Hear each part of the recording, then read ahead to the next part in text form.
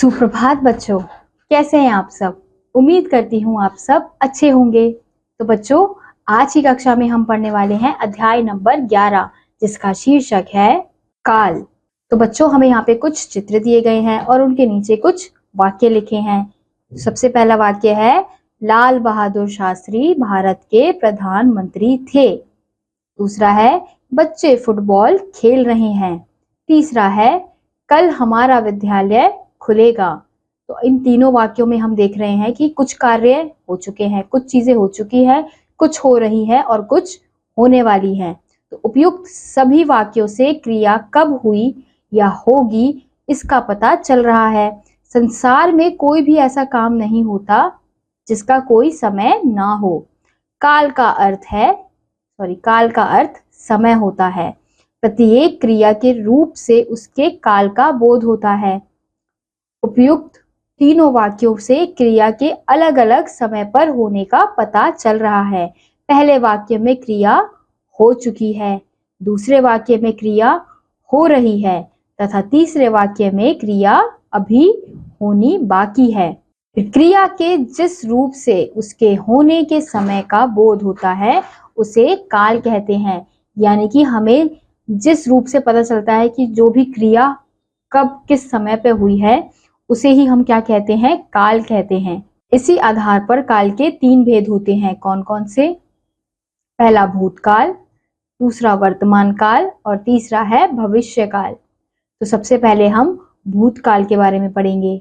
क्रिया के जिस रूप से बीते हुए समय में क्रिया का करना या होना प्रकट होता है वह भूतकाल कहलाता है। जैसे हम पिछले वर्ष मुंबई घूमने गए थे। पवन ने उसकी शादी में नृत्य किया था। मामा जी ने कल मुझे कहानी सुनाई थी। मैं कल रात घर देर पहुंचा। तो ये रंगीन छपी क्रियाएं बीते समय में घटित हुई, अतः ये सभी भूतकाल की क्रियाएं हैं। यानी कि जो कार्य हो चुका होता है, बीत चुका होता है, वो समय क्या कहलाता है? वो हमारा भूतकाल कहलाता है। अब अगला हम देखेंगे भूतकाल के भेद। भूतकाल के निम्नलिखित 6 भेद हैं। पहला है सामान्य भूत, पूर्ण भूत, अपूर्ण भूत, आसन्न भूत, संदिग्ध भूत, हेतुमद भूत। तो सबसे पहले हम सामान्य भूतकाल के बारे में पढ़ेंगे। क्रिया के जिस रूप से बीते हुए समय में सामान्य रूप से किसी कार्य का होना प्रकट हो उसे सामान्य भूतकाल कहेंगे। यानी कि जिस वाक्य में हमें पता चल रहा है कि सामान्य रूप से की क्रिया कब हुई है तो उसे हम सामान्य भूतकाल कहेंगे। जैसे मयूर ने पुस्तक पढ़ी, श्री राम वन गए, मैंने परीक्षा दी। तो ऊपर लिखे वाक्यों में निर्दिष्ट क्रियाओं से पता चलता है कि काम सामान्यतः बीते हुए समय में पूरे हुए हैं, अतः ये क्रियाएं सामान्य भूतकाल की हैं। अब अगला है हमारा पूर्ण भूतकाल। क्रिया के जिस रूप से यह मालूम हो कि कोई कार्य बीते समय में आरंभ हुआ था और वह भूतकाल में समाप्त हो गया था। जैसे मैंने पुस्तक पढ़ ली थी, नेहा के आने से पहले मैं विद्यालय जा चुका था, गौरी ने चित्र बना लिया था, मैंने खाना खा लिया था। तो यानी कि इन कार्यों से हमें पता चल रहा है कि जो जिस समय में वो आरंभ हुआ था वह समय भूतकाल में समाप्त हो रहा है।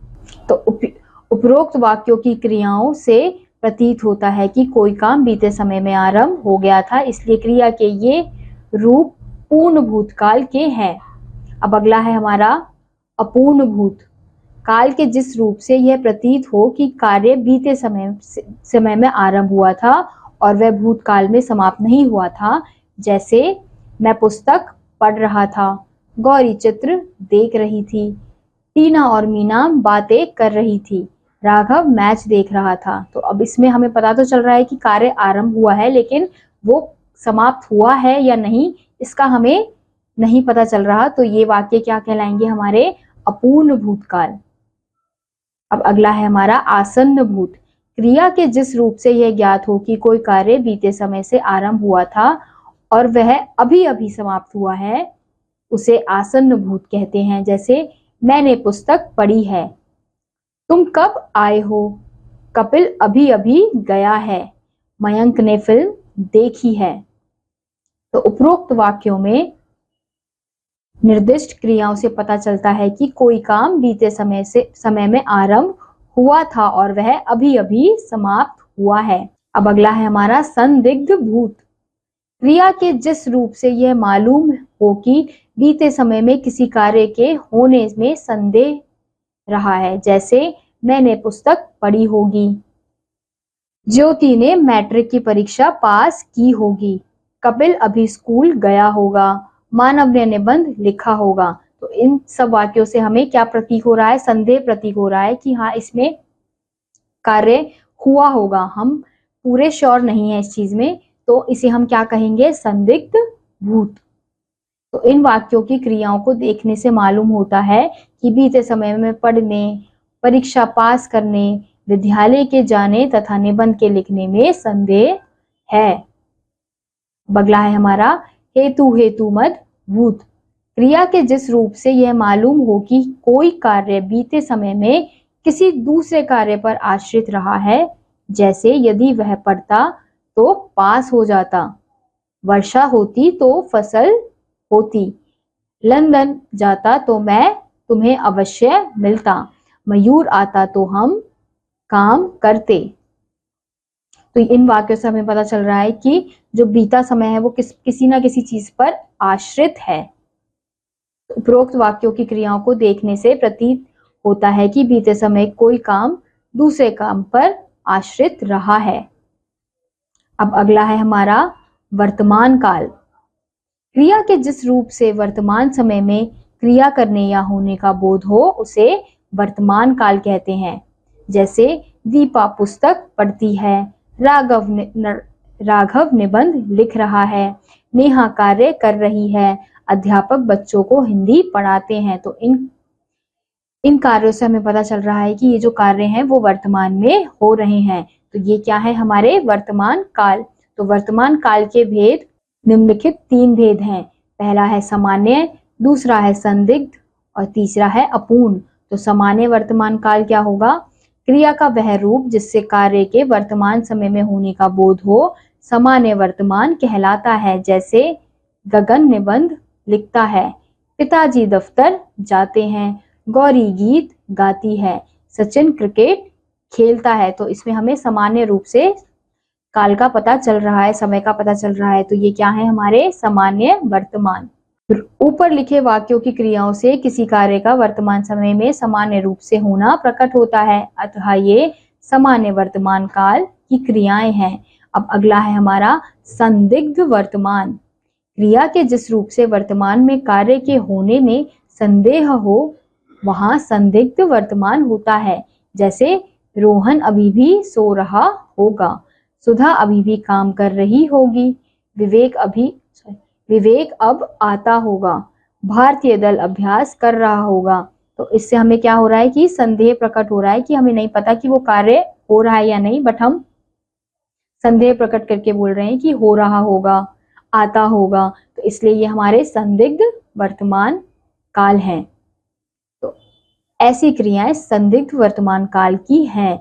अब अगला है हमारा अपूर्ण वर्तमान। क्रिया के जिस रूप से पता चले कि कार्य अभी चल रहा है और पूरा नहीं हुआ है उसे अपूर्ण वर्तमान कहते हैं। जैसे वर्षा हो रही है, गौरी घर जा रही है, नेहा गीत गा रही है, दीपा चित्र बना रही है। तो ऊपर लिखे वाक्यों की क्रियाओं से किसी काम का निरंतर जारी रहना प्रकट हो रहा है, अतः ये अपूर्ण वर्तमान काल की क्रियाएं हैं। अब अगला है हमारा भविष्य काल। क्रिया के जिस रूप से कार्य के भविष्य में होने का बोध हो उसे भविष्यत काल कहा जाता है। जैसे गीता खाना बनाएगी, माधव खाना खाएगा, हम सब मिलकर खेलेंगे, दादाजी खिलौने लाएंगे। तो इन कार्यों से हमें पता चल रहा है कि जो कार्य है वो अभी हुआ नहीं है, होने वाला है। तो ये हमारे क्या है? भविष्यत काल। तो भविष्यत काल के भेद 2 भेद होते हैं। पहला सामान्य, दूसरा है संभाव्य। तो सामान्य भविष्य कौन से होंगे? क्रिया के जिस रूप से सामान्यतः आने वाले समय में किसी कार्य का करना या होना प्रकट हो उसे सामान्य भविष्यत काल कहते हैं। जैसे मीना पुस्तक पढ़ेगी, गगन घर जाएगा, आज वर्षा होगी, पिताजी फल लाएंगे। तो पिछले पृष्ठ पर लिखे वाक्यों की क्रियाओं को देखने से पता चलता है कि कार्य आने वाले समय में सामान्य रूप से होगा, अतः यहाँ सामान्य भविष्यत काल है। अब अगला है हमारा संभाव्य भविष्यत। क्रिया के जिस रूप से भविष्य में कार्य के होने की संभावना या इच्छा का बोध हो उसे संभाव्य भविष्यत कहते हैं। जैसे शायद कपिल बाजार जाए, शायद मैं निबंध लिखूं, ईश्वर तुम्हारा मंगल करे, भगवान करे तुम सफल हो। तो ऊपर लिखे वाक्यों की क्रियाएं आने वाले समय में किसी कार्य के करने या होने की संभावना या इच्छा को प्रकट करती है, निश्चित को नहीं, अतः ये क्रियाएं संभाव्य भविष्यत काल की हैं। इसी के साथ बच्चों आज का ये अध्याय यहीं समाप्त होता है। उम्मीद करती हूँ आपको ये अध्याय समझ आया होगा। मैं आपसे मिलूंगी अगली कक्षा में, तब तक के लिए नमस्कार।